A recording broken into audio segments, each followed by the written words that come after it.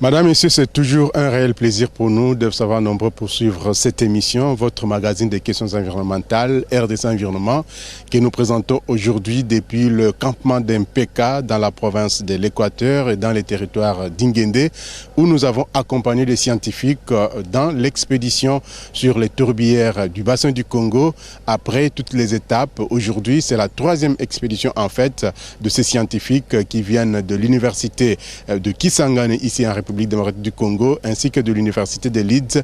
Nous sommes là au Royaume-Uni. Nous avons parcouru les quelques kilomètres pour vous donner l'information sur ces tourbières, en accompagnant bien sûr ces scientifiques. Nous aurons à vous proposer dans cette émission uniquement cette expédition qui va concerner donc les tourbières du bassin du Congo. Ainsi, je vous le disais, ce sont donc des scientifiques de l'université de Kisangani et de Leeds en Angleterre, au Royaume-Uni, qui ont donc fait cette expédition. Et dans cette émission, nous allons vous proposer les différentes réactions des scientifiques, mais aussi des journalistes et des gens, des délégués de la société civile qui ont accompagné ces scientifiques. Vous saurez donc de quoi il s'agit dans cette expédition et dans ce qu'on appelle les tourbières, qui sont donc une nouvelle donne dans les questions environnementales. Ces tourbières qui contribuent énormément à l'équilibre écologique parce que ces dernières regorgent d'énormes quantités de dioxyde de carbone qui peuvent appauvrir la couche d'ozone. Aujourd'hui, donc, nous allons vous proposer ces différentes étapes. Mais d'abord, qu'est-ce qu'on peut comprendre par tourbière? Je m'en vais d'abord vous proposer ces éléments de réflexion sur les tourbières. Là-dedans, vous aurez bien sûr tous les détails avec le professeur Corneille qui va donc nous donner des plus amples détails sur ce qu'on peut comprendre par tourbière. Regardez d'abord cet élément qui vous donne les renseignements sur ce qu'on appelle les tourbières. Véritable écosystème à elle seule, une tourbière est un puits de carbone très efficace. Elle joue un rôle capital dans le cycle du carbone. Le sol, saturé en permanence d'une eau stagnante, ne fournit pas suffisamment d'oxygène aux micro-organismes pour décomposer et recycler la matière organique. Toutefois, en réponse au réchauffement climatique, les arbustes et le buisson se développent au détriment de mousses sans qui la tourbe ne pourrait se former.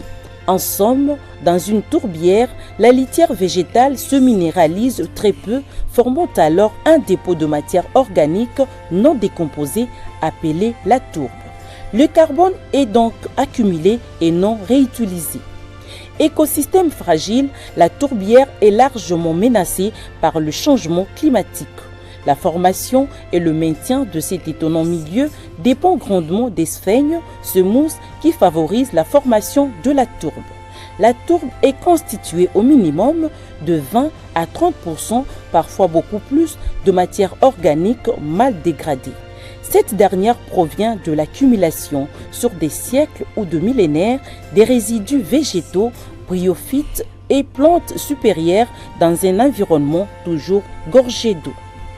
Cette permanence de l'eau stagnante ou peu mobile est donc très appauvrie en oxygène, inhibe l'activité de la microflore et freine fortement la décomposition et le recyclage des débris végétaux à l'origine de la tourbe. La tourbe, très riche en composés carbonés, est à la fois un humus, un sol nommé histosol et une roche sédimentaire imparfaite assez proche du charbon. Elle peut être extraite soit pour constituer un combustible peu performant, soit pour fertiliser diverses cultures au cours de la lente dégradation en milieu plus sec et plus oxygéné. Par ailleurs, la tourbe et donc les tourbières jouent un rôle d'archivage environnemental de la fin du Quaternaire. La tourbe conditionne la tourbière et la tourbière produit la tourbe. Une particularité remarquable de tourbières est que les végétaux qui y vivent construisent eux-mêmes la tourbière par accumulation progressive de leurs débris sur lesquels ils vivent. Une fois le processus enclenché, certains végétaux donnent naissance à la tourbe et la présence de la tourbe permet la présence de certains végétaux. Ce sont donc des écosystèmes autoconstruits qui peuvent subir plusieurs phases évolutives successives.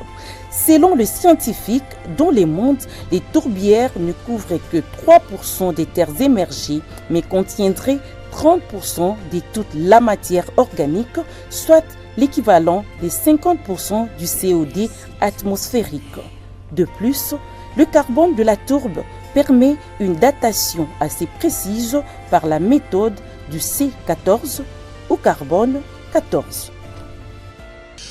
Madame, Monsieur, vous voyez derrière nous ces tentes qui ont été aménagées pour accueillir les journalistes, les scientifiques, les membres de la société civile dans cette expédition sur les tourbières du bassin du Congo. Et pour déjà vous mettre dans le bain de cette expédition, j'aimerais vous proposer réellement cette expédition, les détails dans l'expédition, ce qui a été découvert au niveau de ce campement d'MPK, où les scientifiques ont donc découvert les tourbières d'une capacité exceptionnelle de séquestration de carbone. Mais sachez d'ores et déjà que les scientifiques ont donc félicité les villageois, les occupants de ce territoire, les occupants de ce campement, d'avoir donc protégé ces forêts, parce que ces forêts de tourbières pouvaient donc être exploitées, pouvaient être détruites, et les tourbières qui contiennent donc ces forêts pouvaient donc libérer le CO2 qui est donc enfermé dans ces tourbières. Mais regardez pour vous en convaincre les détails sur cette expédition exceptionnelle dans les tourbières du bassin du Congo et particulièrement ici dans les territoires d'Ingende, dans les campements d'MPK. Regardez. Réseau international d'organisations indépendantes qui agissent selon les principes de non-violence, Greenpeace a pour mission principale la protection de l'environnement, de la biodiversité et la promotion de la paix. Elle s'appuie sur un mouvement de citoyennes et citoyens engagés pour construire un monde durable et équitable. À travers le monde et dans le pays où l'ONG opère, Greenpeace s'engage dans la lutte contre les changements climatiques, la protection des océans de la surpêche et crée un réseau international de réserves marines. En outre, il s'emploie également pour la préservation de la richesse et de la biodiversité des forêts primaires, la lutte contre la déforestation et la défense des droits des communautés autochtones, ainsi que la promotion d'une agriculture écologique. Fort de toutes ces actions et par souci de préservation de la planète, pour la 3e fois consécutive, Greenpeace Afrique a mené une expédition scientifique dans les tourbières du bassin du Congo. Pour cette 3e expérience, l'ONG internationale a choisi les territoires d'Ingende au campement de Mpeka dans la province de l'Équateur. Une expédition média dans les tourbières organisée en collaboration avec l'équipe scientifique des universités d'élite au Royaume-Uni du projet Congo Pit, de Kisangani en République démocratique du Congo et Marie-Angwabi en République du Congo.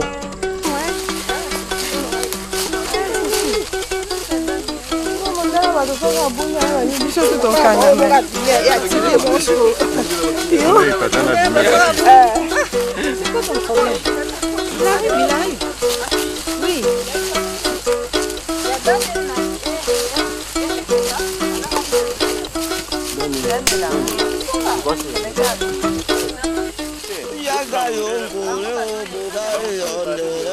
Wapi?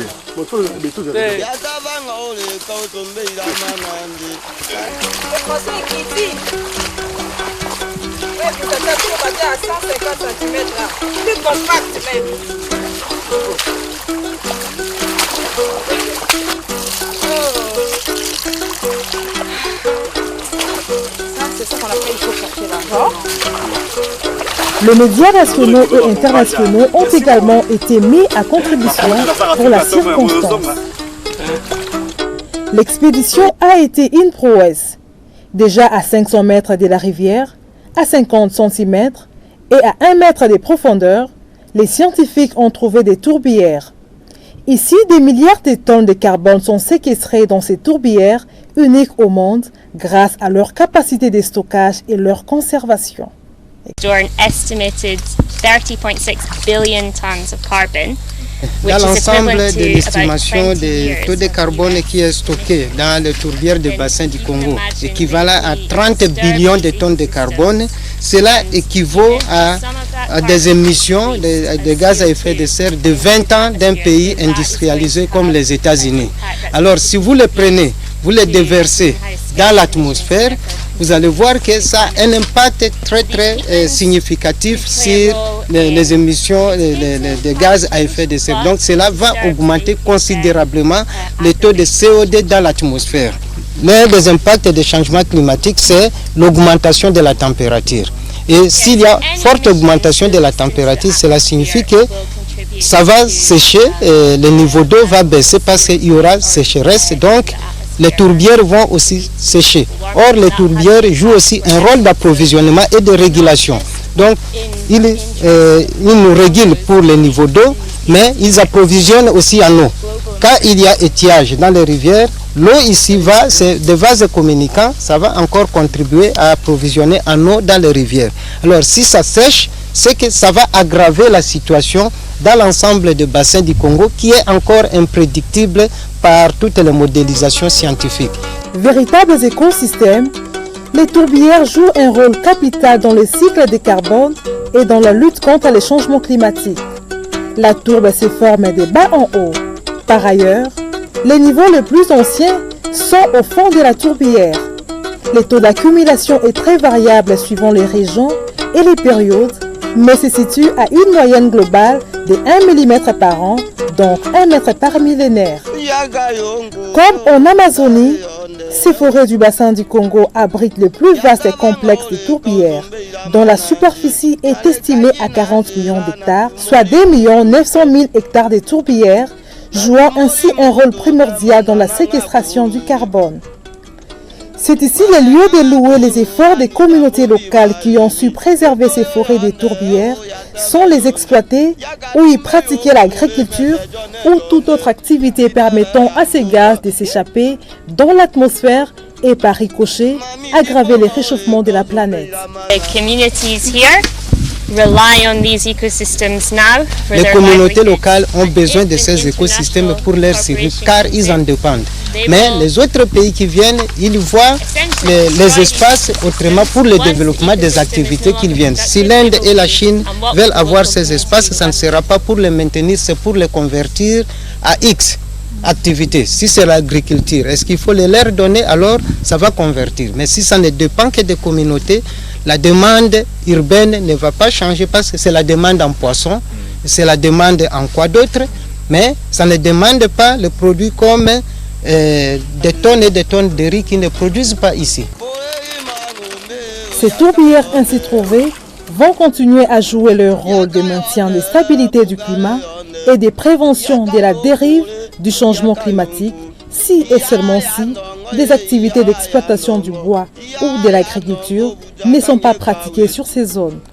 Et les populations vivant dans ces zones peuvent continuer à bénéficier des moyens de subsistance, des produits de la forêt en termes de nourriture, combustible, matériaux de construction et médicaments ou tout autre produit forestier non ligneux. Par ailleurs, les échantillons de tourbières ainsi prélevés vont subir des analyses pour déterminer de façon exacte les quantités de carbone contenu dans la tourbe, à partir d'une datation assez précise par la méthode du carbone 14.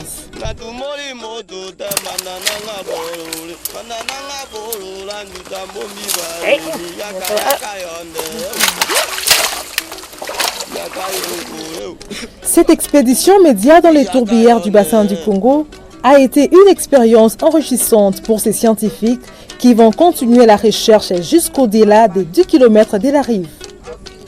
C'est ici aussi le lieu pour Greenpeace, qui a organisé cette expédition, d'attirer l'attention des parties prenantes sur les multiples risques de corruption et de mauvaise gouvernance pouvant assécher les tourbières et créer des tourbes irrémédiables pour l'écosystème global.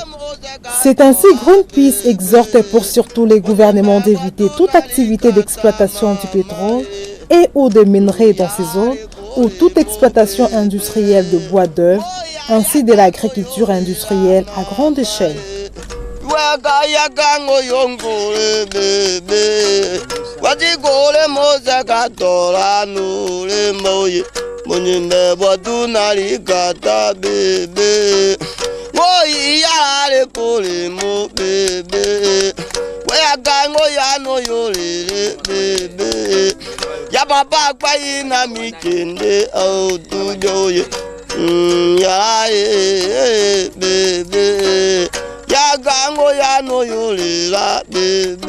Nous avons vécu ici à Ingende, dans le territoire d'Ingende, donc dans la province de l'Équateur, par rapport à cette expédition scientifique sur les tourbières du bassin du Congo.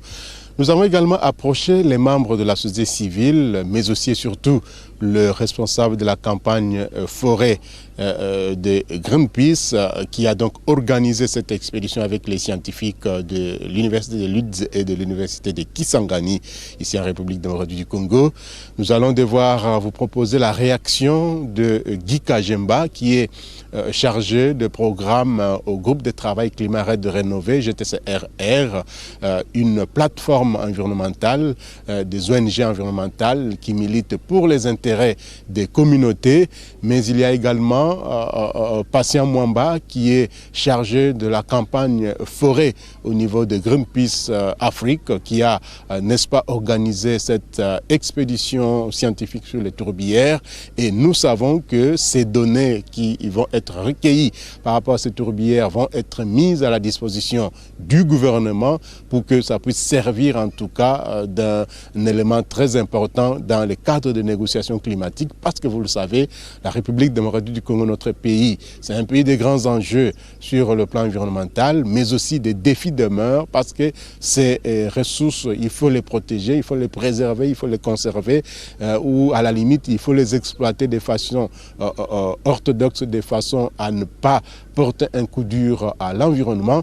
Je vous laisse d'abord suivre les interviews que nous avons eues avec Guy Kajemba, qui est membre de la société civile du groupe de travail Climat Red Rénové. Il est chargé de programme au GTCRR, mais aussi Patient Mwamba, qui est lui chargé de campagne forêt au niveau de Greenpeace Afrique. Suivez. Ces expéditions sont très capitales pour la société civile, d'autant plus qu'il y a des communautés, il y a des populations autochtones et d'autres populations qui vivent dans ces environs et qui, ce genre de travail peut impacter positivement ou négativement sur leur vie. C'est-à-dire qu'il y a des choses qu'on doit conserver, que la nature, que les communautés doivent conserver, avec lesquelles ils dépendent forcément, c'est-à-dire qu'il y a des choses pour lesquelles on ne peut pas intransiger par rapport à leur culture, par rapport à leur savoir endogène. Et d'une part, et d'autre part, ils doivent aussi bénéficier des efforts consentis pour la protection des forêts, de l'autre part. Là, c'est l'aspect positif. Donc, à un certain moment de toutes ces expéditions, il faudrait que nous rassurions que ces communautés se retrouvent de part et d'autre par rapport à leur sécurité sociale d'abord et traditionnelle, et par rapport à leur sécurité économique et culturelle. Quelle a été la contribution de la société civile dans ces expéditions? Nous y travaillons. C'est un travail qui est fatigué, qui est nouveau. Et nous sommes en train de travailler pour construire disons, un cadre qui permet à ce que nous puissions avoir des contacts réguliers, des informations régulières et la mobilisation de nos communautés. Mais à notre niveau, il faut qu'on nous comprenne aussi, on n'est pas scientifique, donc il ne faut pas venir dire aux gens des choses qu'on ne comprend pas encore. Donc il y a un travail, des informations qu'on va faire, certaines formations mises à niveau, comme on voit ici avec tous ces scientifiques, pour comprendre un peu. Nous avons déjà une idée en tant qu'experts sur le changement climatique, des apports de ces tourbières sur l'équilibre mondial. Mais on voudrait avoir un peu plus de précision sur leur impact sur la vie des communautés, en amont et en aval. Pour Greenpeace, les tourbières sont d'une importance capitale, parce que vous êtes sans ignorer que pour les bassins du Congo, le bassin du Congo regorge environ 145 000 km² de tourbières. C'est une superficie très importante. Et d'après les études, c'est environ 30 millions de tonnes de carbone qui sont emmagasinés. Ça veut dire que si ces tourbières sont détruites, la conséquence c'est que tous ces gaz à effet de serre qui vont être libérés dans l'atmosphère contribueront à augmenter essentiellement les effets du changement climatique. Donc pour nous, le climat est très important et nous devons tout faire pour protéger le climat. Et Greenpeace est là pour effectivement plaider à ce que le tourbière du bassin du Congo soit effectivement protégé, qu'il n'y ait pas d'activités qui vont dans le sens de le détruire. Parce que vous êtes sans ignorer que dans notre pays, il y a déjà des régions où le tourbière sont objets de destruction ou de projets de destruction. Vous avez dans le parc national, il y a des projets d'exploration pétrolière qui doivent se faire d'après le gouvernement. Et pas seulement en RDC, au Congo-Brazza également, le gouvernement pense qu'ils peuvent faire la même chose. Et pour Greenpeace, c'est inacceptable que le gouvernement, qui sont censés protéger les tourbières, soit le première personne à penser à leur destruction. À présent, c'est une succession d'interviews que nous allons devoir vous proposer dans cette émission consacrée à l'expédition scientifique sur les tourbières du bassin du Congo, ici à Nguende, au campement d'MPK. Nous faisons donc appel au professeur Dr Corneille Ewango, qui est de l'université de Kisangani, ici en République démocratique du Congo. Il a donc été au four et au moulin pour accompagner les scientifiques de l'université de Leeds au Royaume-Uni.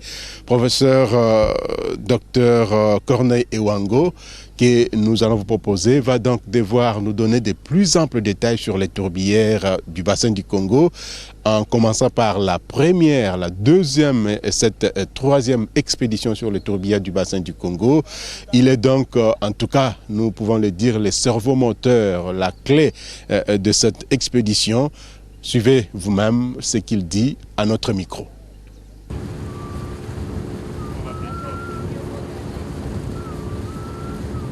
En fait, ça c'est la deuxième expédition scientifique qui nous conduit dans ce site de la rivière Ruki.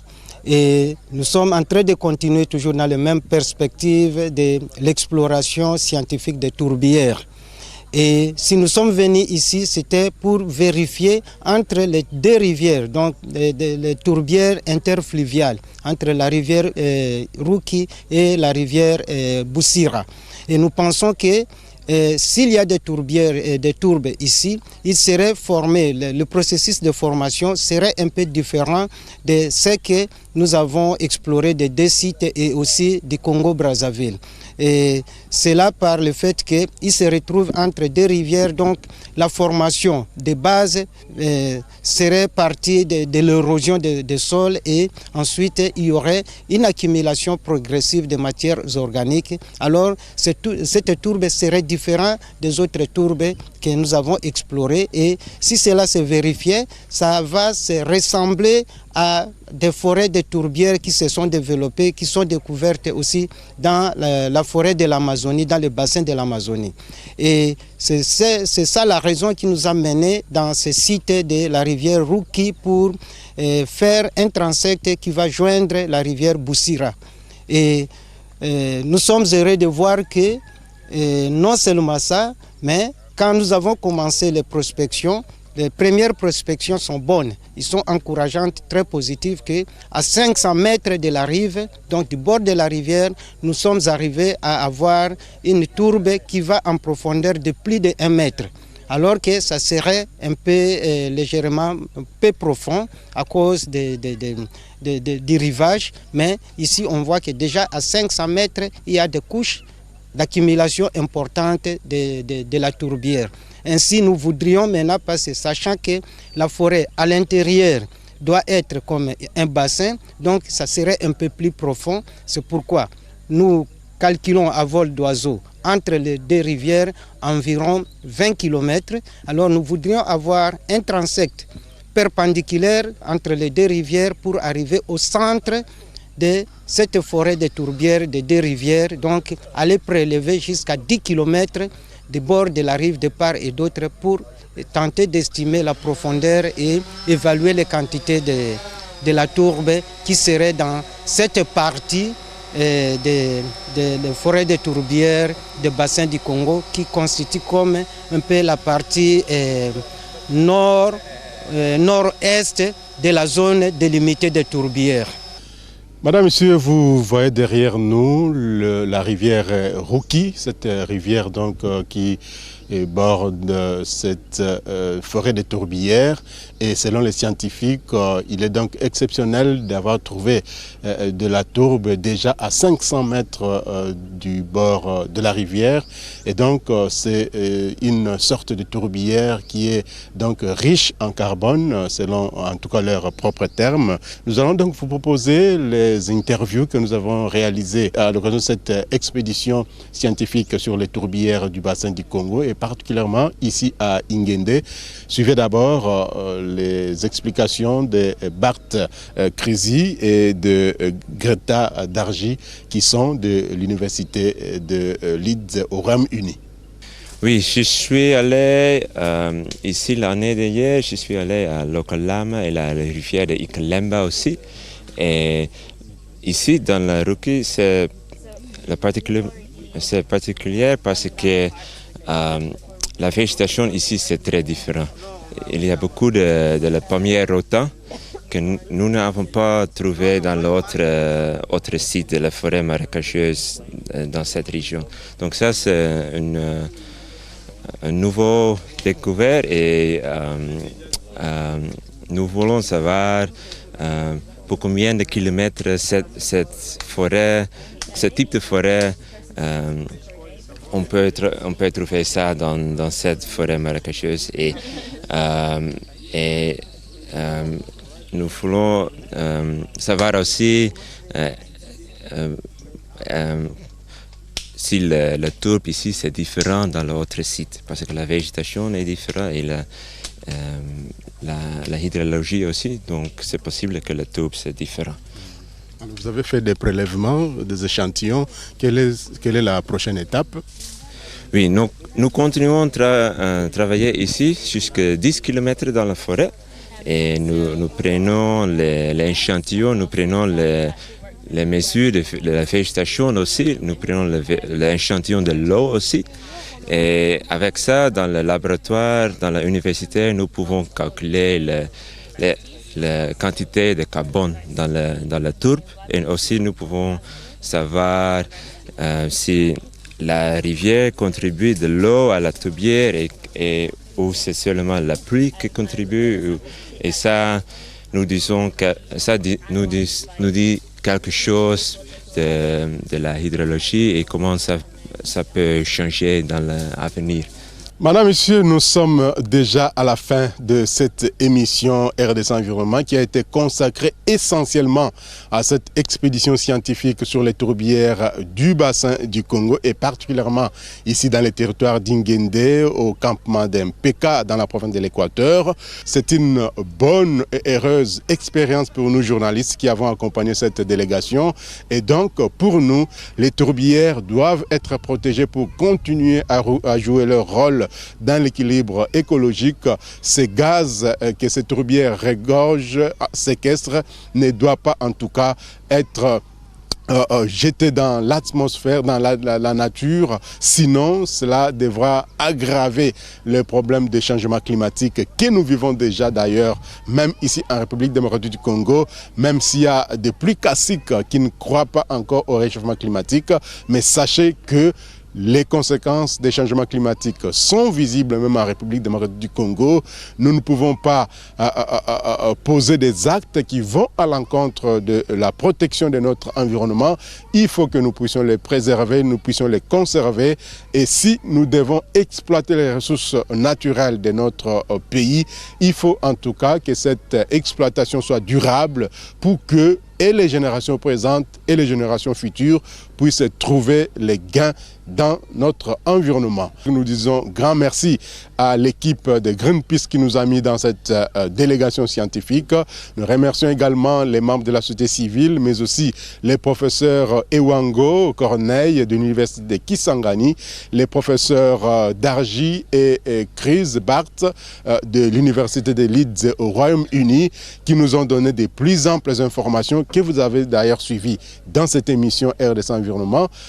RDC Environnement reviendra la semaine prochaine, toujours avec le même plaisir, mais peut-être avec d'autres informations sur d'autres questions environnementales, parce que les questions environnementales aujourd'hui se sont inscrites au cœur de débats politiques, culturels, économiques, scientifiques, avec deux enjeux, bien sûr, très considérable. Merci de nous avoir suivis, madame, messieurs. Merci à Guilhem Mouzembe de Gonzague. Merci également à notre musicien que nous avons trouvé sur le terrain qui s'appelle Obama. Vous avez écouté la musique de fond dans les différents éléments que nous vous avons proposés. Mais nous allons vous laisser en compagnie donc de cette belle mélodie de Obama, qui est le musicien local ici, qui est en tout cas prisé par les villageois. Merci une fois de plus et à la prochaine occasion pour d'autres informations environnementales de la République démocratique du Congo, mais aussi d'ailleurs à travers le monde. Au revoir et à très bientôt.